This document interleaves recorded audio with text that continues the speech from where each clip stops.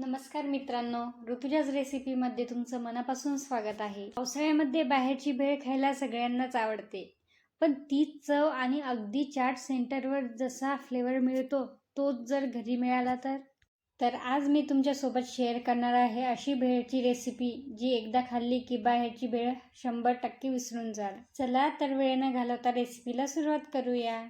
सर्वात आधी कढईमध्ये थोडंसं तेल गरम करून त्यात शेंगदाणे घालायचे. शेंगदाणे छान कुरकुरीत आणि सोनेरी होईपर्यंत परतून घ्यायचे. हे शेंगदाणे छान सोनेरी झाल्यावर एका प्लेटमध्ये काढून घ्यायचे. शेंगदाणे थंड झाल्यावर त्यावर मीठ टाकायचं आणि हलक्या हाताने एकत्र करून घ्यायचं. या शेंगदाण्यामुळे आपल्या भेळीला छान कुरकुरीतपणा येईल. तर ही प्लेट आता बाजूला ठेवूया.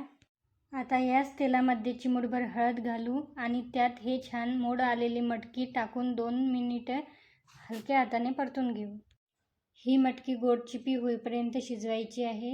म्हणजे मटकी पूर्णपणे शिजवायची नाही, फक्त तिचा थोडा कच्चेपणा गेला पाहिजे. आता या मटकीमध्ये थोडंसं चवीनुसार मीठ घालायचं आहे. बस ही मटकी थोडी परतून गॅस बंद करून घ्यायचा आहे आणि ही मटकी थंडी होऊ द्यायची. आता एका भांड्यामध्ये मुरमुरे घ्यायचे.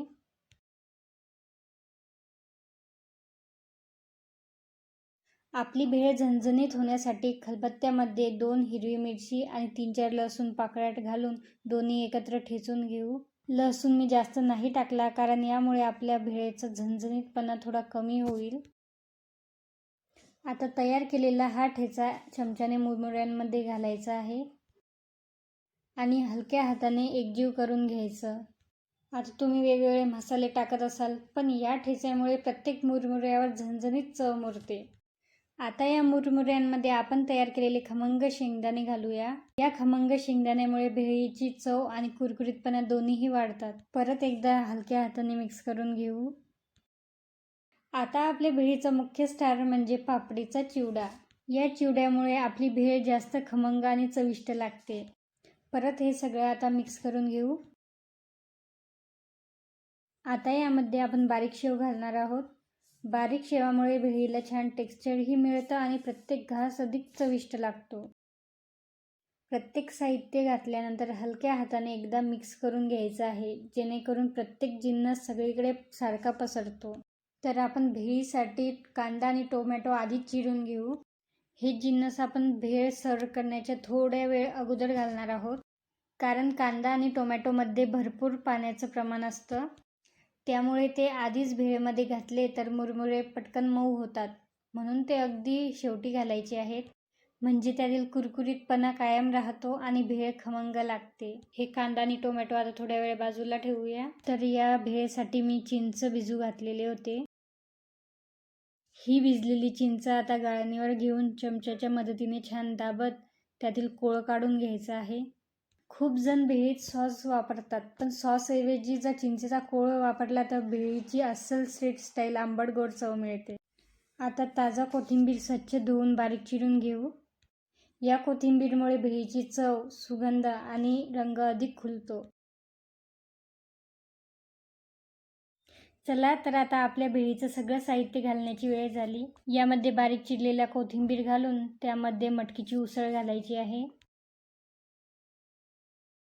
या उसळीमुळे भेळ अधिक पौष्टिक, पोटभर आणि चवीला आणखी चविष्ट लागते. थोडीशी मी मटकीची उसळ ठेवत आहे, कारण नंतर आपल्याला थोडी मटकीची गरज लागणार आहे. आता यामध्ये बारीक चिरलेला कांदा घालायचा आहे.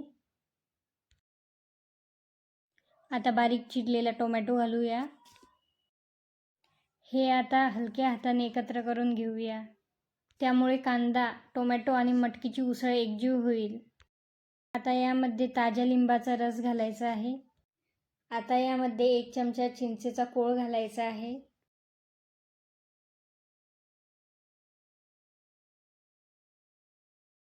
आता हे सगळं हलक्या हाताने मिक्स करून घेऊ. आता चाट सेंटरसारखी भेळ तर झाली, मग सर्विंग पण तशीच करूया. मी न्यूजपेपरचा कोन तयार करून घेतला आहे. त्याच्या आत मी इंक नसलेला कागद लावला, कारण अन्नासाठी स्वच्छ आणि सुरक्षित कागद वापरणं महत्त्वाचं आहे. आता या कोनमध्ये भेळ भरून घेऊया. त्यावरून आता थोडीशी मटकीची उसळ घालूया. आता बारीक शेव, कोथिंबीर आणि पपडीचा चिवडा घालून आपल्या भेळीला एकदम चाट सेंटरवाला लुक देऊया.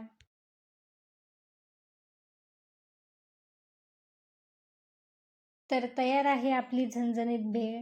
आता शेवटी वरून लिंबाची फोड ठेवून देऊया, म्हणजे हवं तेव्हा लिंबाचा रस पिळून चव आणखी वाढवता येईल. तर अशी तयार झाली आपली झणझणीत चाट सेंटरवाली भेळ. तुम्हाला ही भेळ आवडली असेल तर नक्की करून बघा. ही भेळ खाल्ल्यानंतर तुम्ही चाट सेंटरवाली भेळ नक्कीच विसरून जाणार आहात. कारण प्रत्येक घासात कुरकुरीत, चटपटीत आणि एकदम झणझणीत चव अप्रतिम लागते. जर तुम्हाला ही माझी घरगुती भेळची रेसिपी आवडली असेल तर व्हिडिओला लाईक करा, शेअर करा आणि अशाच भन्नाट रेसिपीसाठी ऋतुजाज रेसिपीला सबस्क्राईब करा.